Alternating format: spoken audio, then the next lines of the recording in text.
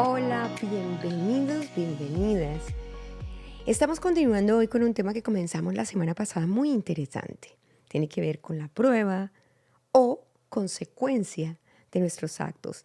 Tiene que ver con el hacernos responsables por esas cosas en las que estamos fallando y que Dios muchas veces nos da esas directrices en la palabra, pero que nosotros estamos como ciegos, como sordos.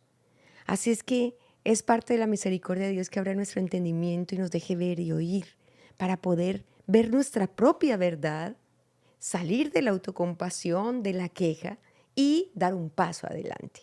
De eso hemos estado hablando y de nuevo están con nosotros Lisette y Priscila, Hola, hola. Valerie en los controles, Valerie Ferro.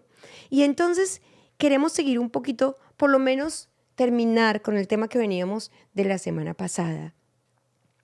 Esas pruebas que sí pueden venir de Dios, que no tienen nada que ver con nuestros actos, que son completamente ajenas, que nos estamos portando bien en esa área, que estamos al día con Dios y sin embargo viene una prueba, entonces podemos decir, sí, es una prueba. Yo no he hecho nada malo para tener una consecuencia de la desobediencia a Dios, de la desobediencia a los principios de Dios y tener esa capacidad de poder ser objetivos con nosotros mismos. A veces no lo vemos y a veces nos ayudan, como en el caso de Priscila, pero también son los tiempos de Dios para nosotros ver ese tipo de cosas. Y ese fue tu caso, en ese círculo vicioso que te metiste de lo que nos contabas, de pero ¿por qué no? Dios no me ayuda, pero si yo hago esto, pero si yo hago lo otro, pero y otra vez esto, y otra vez lo otro, y otra vez la economía, y otra vez... eh, y resulta que no te organizabas, no tomabas responsabilidad, empezabas como ahí un poquitico a hacer las cosas bien y después te aburrías. Y entonces se supone que así debe funcionar Dios, ¿no? Como un papá que diga, ay, no importa, mijito, no haga nada, que yo le hago todo. Mm, Entonces mencionamos el versículo de Josué 1:8, 1:9, que ustedes han oído mucho, que es esfuérzate, sé valiente, no temas ni desmayes, que yo estaré contigo en donde quiera que vayas. Esas 4 cosas que nos tocan a nosotros. ¿Qué te quedó por decir de la vez pasada que yo dije, tenemos que terminar y te quedó como algo por decir? Sí, porque cuando hablé de eso con mi líder y ella me dijo, tú eres la responsable, tienes que coger responsabilidad y decirle al Señor, perdóname. Y de verdad, sí, entonces yo me quedé, ok, me da risa porque me acuerdo clarito, ahorita que me vino a la mente, cuando ella me dijo eso, yo tenía un conflicto por dentro en que yo estaba recibiendo y el Señor me lo estaba revelando en ese momento. Yo dije, wow, esta es la razón, pero al mismo tiempo mi carne estaba toda retorcida al saber que era mi responsabilidad. Estaba yo como que, entonces dije, ok, listo, ¿y qué hago? O sea, ¿y ahora qué hago? Que ya es mi culpa, ¿qué hago? Pero todo es oración. Y no solamente es oración, sino la palabra de Dios. Ella me dijo, tú tienes que usar los versículos. Busca los que te eh, competen para lo que necesitas, pero sin la palabra de Dios y declarando versículos en guerra, Ujú. no vas a conseguir, no vas a salir de ahí. Entonces encontré el de, no me has dado espíritu de cobardía, sino amor, poder y dominio propio. Y ese fue, Señor, perdóname. Ha sido mi culpa, ha sido mi responsabilidad todos estos años, porque empiezo, me trato de esforzar, me esfuerzo 1 o 2 semanas y ya pienso que me estoy esforzando. Y entonces empiezo a buscar culpables. No, que porque yo fue así porque mi papá me dio este ejemplo por esto. Ok, si ya tú me mostraste que, y yo puedo ver que soy así porque en mi niñez me enseñaron de esta forma, mi papá se rendía, mi papá botaba la toalla, no terminaba, no se esforzaba, por eso no tengo la constancia, la disciplina, porque nadie me la enseñó. Ya lo vi, ya me lo mostraste. no puedo seguir cayendo en lo mismo. Claro, ¿Qué porque voy a hacer? perdóname, te interrumpo en ese punto que cuando lo mencionaste la vez pasada quería decirlo para aclararlo muy bien. Y es eso, cuando tú descubres la raíz del por qué tú eres así, existe una liberación muy linda. Y es que tú te entiendes a ti misma. Porque muchas veces uno dice, pero ¿por qué soy así? Yo odio esto de mí, yo odio esto de mí. Y puede uno llegar hasta odiarse.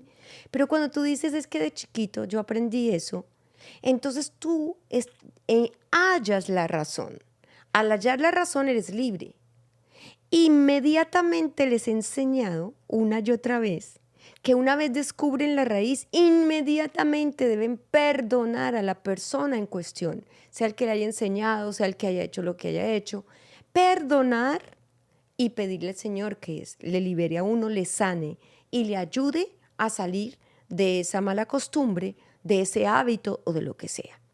Entonces, cuando tú, en lugar de perdonar, porque eso tiene que ser una cuestión así, lo descubro, perdono, paso la hoja, la persona ya no existe. Ahora yo lo sé, ahora Dios me va a ayudar a salir de ahí.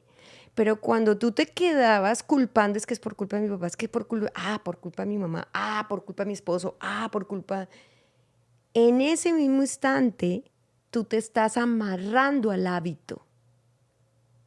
O sea, el rencor te hace un clic con el hábito y es imposible que tú salgas del mal hábito, porque el rencor es lo que te pega, lo que te adhiere. No, aquí está el culpable y aquí está el hábito. Son una sola cosa. En el momento en que tú tienes rencor, eso está pegado. Tú estás pegada a la persona, odiando a la persona y su hábito. En el momento en que tú perdonas, el hábito queda aquí, ya con problemas. Y entonces cuando tú empiezas a orar y pedirle al Señor todos los días por vencer ese hábito, ya se está debilitando hasta que se va. Pero entonces, por eso es que yo siempre les digo, busquen la raíz del por qué, pero perdonen inmediatamente. Porque si no, eso no te va a dejar liberarte de ese hábito, de ese mal ejemplo, de ese dolor, de esa herida, de lo que sea, ¿no? Y también con eso, también entré porque yo pedí perdón, decidí perdonar a mi papá, perdonar a mi mamá por esas cosas, pero entonces me echaba la culpa a mí, porque ya yo era así, porque ya yo estaba así y no había cambiado y no podía cambiar, y por más que trataba y me esforzaba de cambiar, no lo lograba. Y entonces ahora me echaba la culpa. Decidiste perdonar, pero no habías perdonado. Exacto. Estaba Porque engañada. estabas diciendo, todavía estabas diciendo la culpa de mi papá, la culpa de mi mamá. Sí, estaba engañada pensando que los había perdonado porque lo había dicho y lo había ido, pero no había pasado, porque eso es algo diario. Exacto. Entonces ya cuando me empezaba a sentir mejor, dice, no, yo ya los perdoné por eso, pero entonces cuando volví a caer otra vez en el círculo, entonces mi culpa porque yo soy así, porque ellos fueron así, pero entonces ya yo soy así y entonces no aprendo porque no entiendo, porque no salgo de esto. Ahora, y me echaba la culpa a mí misma. El problema es contigo misma. Y entraba en el victimismo Sí. de que, ay, pobrecita yo, porque no puedo. Y entonces creía esas mentiras de que no, yo no puedo porque no soy suficiente, porque yo no sé hacer esto, porque yo no voy a lograr esto. El punto es, ¿en qué estás? Entonces empecé a orar con versículos y constantemente, disciplinadamente, todos los días, cuando no quería, cuando quería rendirme otra vez, porque es difícil, es esa constancia y esa disciplina, que en esa área específica, gloria a Dios, ya estoy mejor. Ay, gloria a Dios. Pero es eso, si no hubiera empezado con versículos de verdad, que eso fue y empecé a hacerlo con las otras áreas de mi vida que también él me había mostrado. Bueno, yo les digo siempre lo mismo aquí en YouTube. Les doy los versículos, les digo memorícenlos, reclámenlos, porque verdaderamente en la ley del Congreso, se los he explicado varias veces esto, en la ley del Congreso hay una ley, por ejemplo, un artículo que dice, este celular será negro. Cuando alguien hace una propuesta de ley para cambiar este artículo, hace otro proyecto de ley y dice, el artículo 2, que era quedará así. El celular es dorado con negro.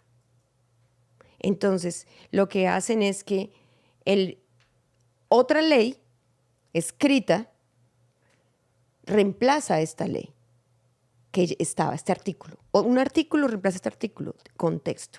En la ley de los hombres es así.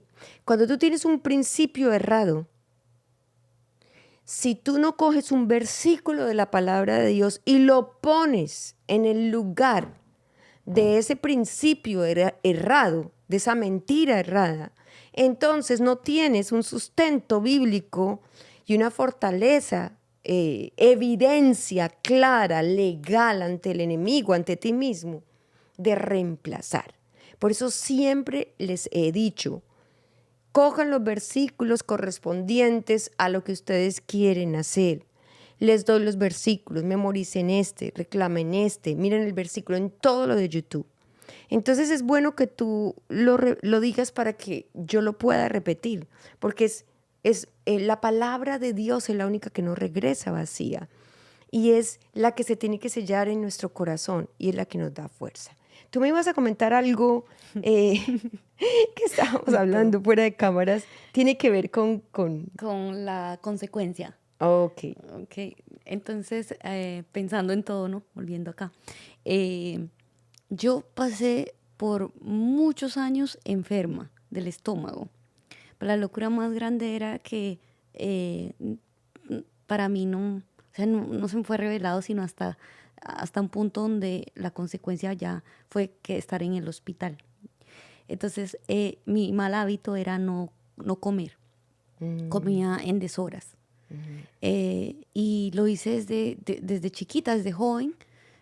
No sé, de pronto cuando uno es jovencito piensa que uno aguanta todo. Y comía en deshoras. Y si no comía lo que fuera. Y comía mucho, hasta llenarme. Y así fue. Y siempre a mí me ha gustado hacer deporte y me ha gustado hacer ejercicio. Digamos que el cuerpo aguanta, pero no sin comida, no va a aguantar. Y yo era de las personas que tenía un virus, creo que 2 veces al mes. Y fueron muchos años y siempre llegaban y me decían qué está comiendo. Y cada vez que me preguntaban si estaba comiendo bien, me daba piedra, me enojaba. Sí. Y tenía enterrada también la idea de que porque era flaca estaba bien. Entonces peor, no tenía ni siquiera como conciencia de que la que estaba mal era yo. Claro. Hasta hace 2 años que terminé en el hospital. Comencé con un vómito y llegaron a 30 vómitos donde no pude parar. Y me hospitalizaron, me llevaron a urgencias y me iban a operar y no sabían qué tenía. En ese momento como que fue tan así de llegar allí y verme. Y hasta ahí fue en el momento que yo conscientemente, de parte de Dios, me quejé. Y mi queja fue tan grande que Dios en su misericordia me mostró mi realidad. Porque le dije, Señor, ¿por qué me pasa esto a mí? ¿Por qué yo? ¿No? Y el Señor me dio un versículo, Jeremías 29:11, que dice, los planes que yo tengo para ti son de bien y no de mal. Son para darte un futuro lleno de esperanza, así como tú te lo imaginas. Pero también tú no estás haciendo tu parte. Tu parte es de cuidarte. Y no creas que te he dado todo. Te he dado la salud, te he mantenido.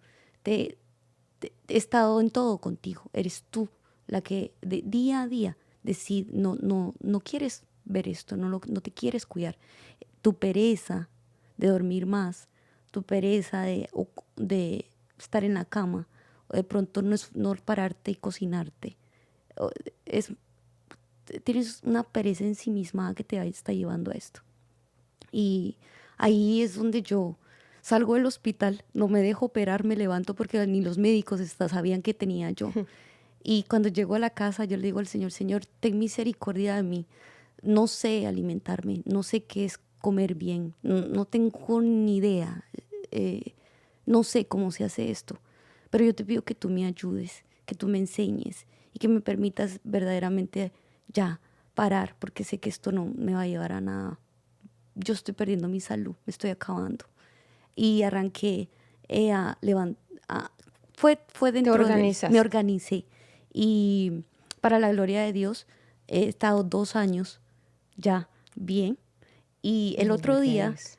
tuve un virus Ujú. y vomité, pero no sabía que era un virus, sino hasta que hablé contigo, que tú me dijiste, eso es un virus que está. Y yo pensaba que algo me había dado porque no tuve fiebre. Y fue un virus porque tú me explicaste tus síntomas y yo, Ujú. eso fue un virus. Y tuve paz. Como que me sentí, oh, gloria a Dios. O sea, es una enfermedad, pero no tuve como que esa gratitud de decirle, Señor, verdaderamente te agradezco mucho porque he podido, me he mantenido. Y también el ejercicio es parte también de la alimentación y es Claro. algo que estoy grata con el Señor porque se ha vuelto vida para mí, pero pues ahí estaba muy errada en eso y pensaba Exacto. o sea, esa era una consecuencia que no. Exacto, ese es un buen ejemplo. Ese es un buen ejemplo de la consecuencia porque es que de verdad, si vamos a echarle la culpa de todo a Dios, no es que por qué es que no me sale bien nada, no puedo ahorrar, siempre se me daña el carro, pues, con ese desorden tan terrible en la economía. No, pero es porque todos los hombres que se acercan a mí me hacen sufrir. Pero si no le estás dando la prioridad y oye, estás desesperada buscando a cualquiera, ¿no? O sea, es que en todos los sentidos podemos volvernos autocompasivos y ¿por qué me mandas esta prueba? Eso es algo muy católico. Eso es algo muy católico y es algo que tenemos que sufrir y que, Señor, yo paso esta prueba en tu nombre. O sea, Dios dirá, ay, por favor, yo los voy a probar, es que necesito probarlos. Esto, Dios no necesita, dice la Biblia, nada de nosotros, así dice, no necesita nada. Nos creó para que le diéramos gloria, honra y alabanza, pero no porque la necesite, sino porque nos hace bien a nosotros. A nosotros nos hace bien orar, a nosotros nos hace bien alabar, a nosotros nos hace bien cuidar nuestra vida, cuidar nuestros actos para luego no sembrar y recoger mal y tener las consecuencias de nuestro propio juicio, murmuración, dureza, falta de misericordia, desorden en todas las áreas de nuestra vida. Es muy importante eso. Cuando en ocasiones nos comparamos con otras personas, que una de las cosas que trae también en este mismo ciclo y círculo vicioso autodestructivo es la envidia. Cuando tú estás envidiando personas, yo porque este tiene este y yo no lo tengo, porque tiene este y yo no lo tengo, en una comparación, pero ¿por qué, Señor? Pero si yo hago todo, ay, no están viendo lo que hay detrás de cada persona. He hablado de este tema de la envidia en YouTube y les he puesto el ejemplo de Caín y Abel. Y Caín tenía envidia de su hermano hasta el punto de matarlo. Y dice la Biblia que la envidia carcome los huesos porque es autodestructiva, porque es homicida, porque la persona envidiosa quiere ver muerto al que tiene lo que desea. Por eso uno de los mandamientos de la ley de Dios tipifica la envidia de una manera tan temible, porque es que un mandamiento es un mandamiento. Y dice, no codiciarás la mujer de tu prójimo ni su asno. O sea, tú no tienes que estar envidiando nada de lo que otro tiene. ¿Por qué es tan grave la envidia? ¿Por qué creen ustedes que es tan grave la envidia? Que tuvo que quedar en un mandamiento de la ley de Dios. Yo creo que es un síntoma muy claro de lo mismo que estamos hablando, porque cuando tú envidias a una persona, claramente no eres una persona incapaz de, no sé si suena redundante, pero precisamente eso. Soy incapaz de ver que lo que yo tengo o no tengo es una consecuencia de mis acciones. Y cuando tú envías a una persona, sobre todo si se trata de una persona cristiana, una persona que obedece al Señor, que tiene una relación firme con el Padre, y esa persona comienza a tener frutos y tú comienzas a envidiar esos frutos, Yo creo que lo grave de la envidia es que si tú en tu mente estás teniendo tiempo para envidiar y tener ese síntoma tan fuerte que como tú lo describes es verdaderamente grave, es porque no estás yendo a la raíz y no estás yendo realmente al dador de todas las cosas, sino que crees que esos mismos frutos que esa persona que tú estás envidiando tiene, tú las vas a lograr en tus propias fuerzas y no eres capaz de reconocer que Dios es realmente quien le ha dado a esa persona todo lo que tiene y que tiene la capacidad de darte tu porción a ti. No los mismos frutos que le ha dado a esa persona, sino la porción que Dios tiene específicamente para ti, que es diferente. Es diferente. Pero ¿qué creen ustedes? Que el envidioso tiene una pelea, ¿cierto? Sí, ¿Contra quién? Dios. con Dios. ¿Y qué le está queriendo decir el envidioso a Dios? Porque a mí no. O sea, que es un sentimiento de qué? Injusticia. Injusticia. Injusticia. Sí. Cuando tú eres envidioso, tú estás levantando la mano a Dios a decirle, eres injusto porque le das a él y a mí no. Entonces, si tú, pongámosle lógica a esto, si tú crees que tienes un padre injusto, ¿cuándo vas a recibir? Nunca. Nunca. O sea, si yo creo que tengo un papá loco, ¿cuándo le voy a pedir un consejo? Si yo creo que tengo un papá, un Dios injusto, ¿cuándo en mi mundo estaré listo y será posible recibir sus bendiciones? Yo mismo no puedo creer que ese Dios injusto me va a bendecir. Es que no puedo, estoy incapacitado. Y la Biblia dice, al que cree todo le es posible. Pero al que no cree, todo le es imposible. Entonces revirtámoslo. Entonces es tan grave porque es una pelea con Dios y es decirle, tú eres injusto porque tú amas más a esa que le das eso que a mí. Sin ver, entonces, ahora ahí viene una respuesta implícita. ¿Por qué le da ella a mí no? Porque mire mi corazón. Mira lo que estoy pensando en mi corazón. A lo mejor el corazón de esa persona no está así y por lo tanto recibe.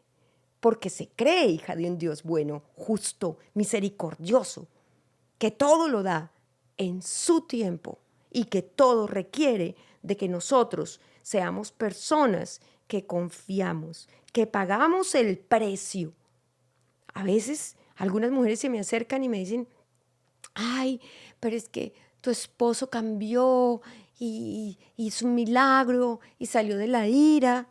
Pero señoras, yo duré 10 años viviendo con un iracundo.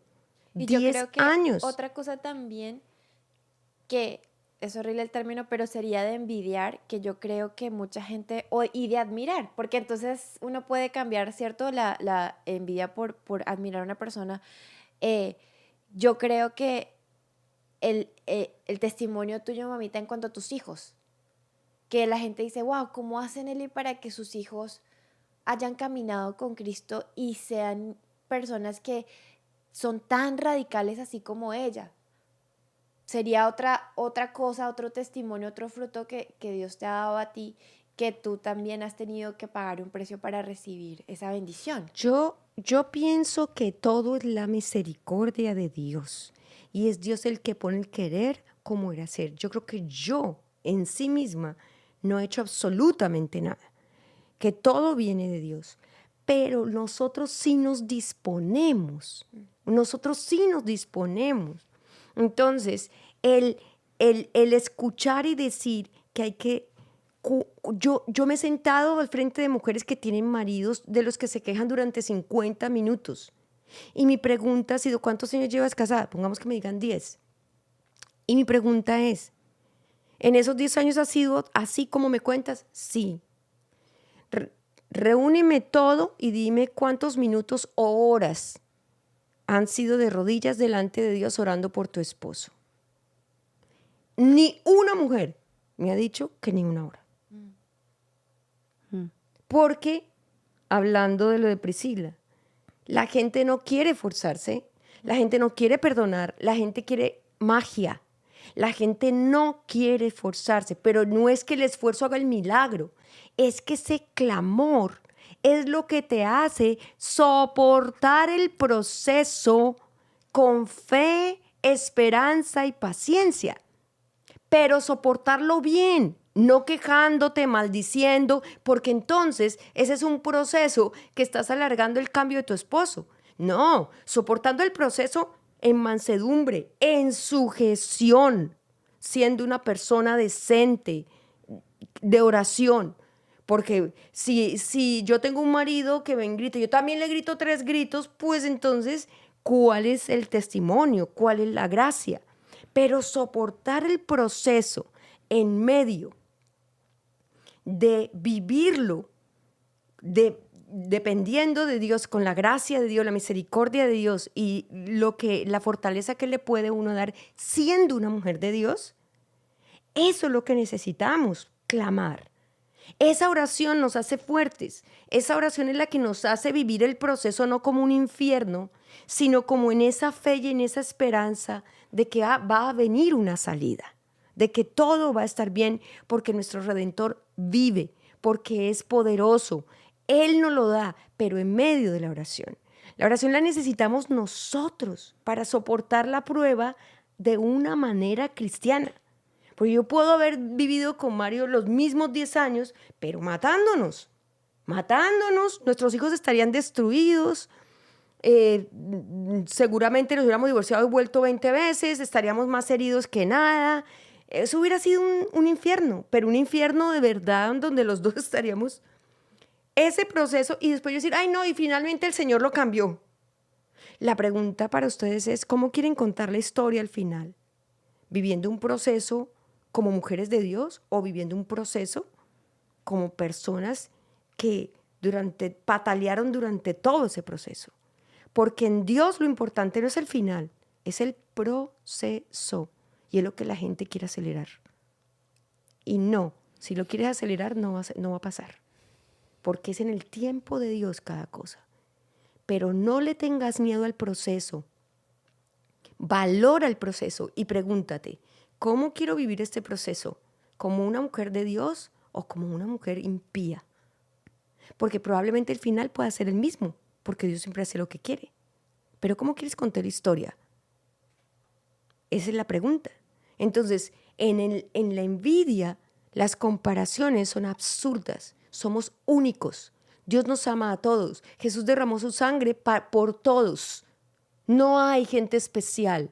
Él dice, no hagas acepción de personas, porque para Él nos ama a todos. Siéntete única, amada, querida. Dios tiene lo tuyo, pero tienes que quitar la mirada de las personas. Pon tu mirada en tu Señor y tu Salvador y dile, a tu tiempo tú me vas enseñando y en el proceso voy a vivir como una mujer de Dios confiada y yo recibiré en mi tiempo las bendiciones que tienes para mí. Y vamos a recibir. Así de que creo que es el momento de orar. Quiero dar las gracias a Lichi, tan linda. Mamá. Priscila, gracias por contarnos sus cosas, nos edifican, son ejemplos maravillosos. Gracias, Valerie, por tus aportes que siempre son tan valiosos. Creo que estos momentos nos edifican y nos dan luz y nos ayudan a soportarnos. No estás solita, no estamos solitas, estamos juntas en esta lucha preciosa y de nuestro lado está nuestro Dios y sobre todo Él está con nosotros. Así es que vamos a orar. Repite conmigo, Padre, en este día te doy gracias. Gracias por el privilegio precioso de tenerte. Gracias por llamarme, escogerme, salvarme. Señor, yo quiero en este día pedirte que reines en mi corazón, en todo mi ser. Que hagas de mí una mujer guerrera espiritual, que yo pueda guerrear con mis pensamientos, con mi tormento, con todo en oración. Que yo pueda recurrir a tu palabra para recordarme a mí misma tus promesas y tu victoria, para levantar cada versículo, cada parte de la palabra y recordarle también al enemigo que tengo un Padre fuerte, poderoso, que me hace libre, que me da fortaleza, que me da valor, fe, esperanza. Señor precioso, ponemos nuestras vidas, hogares, nuestros sueños, anhelos, temores, todo en tu presencia. Y te pedimos, Señor, que nos saques de la miseria, de la envidia, de la autocompasión, de la queja, y podamos ser mujeres virtuosas, mujeres de oración, mujeres que edifican con sus palabras, mujeres que dan esperanza aún a nuestros esposos y a los que tenemos cerca. Señor precioso, gracias, porque poniendo todo en tu presencia, veremos tu gloria y veremos tu amor y fidelidad. Todo te lo pedimos en el nombre de Jesús. Amén. Gracias por estar allí. Esperamos que no te sientas sola y estemos todas juntas en esto, te sirva, te anime, pero sobre todo que Dios te levante y te sustente en todo momento. Nos vemos la próxima semana.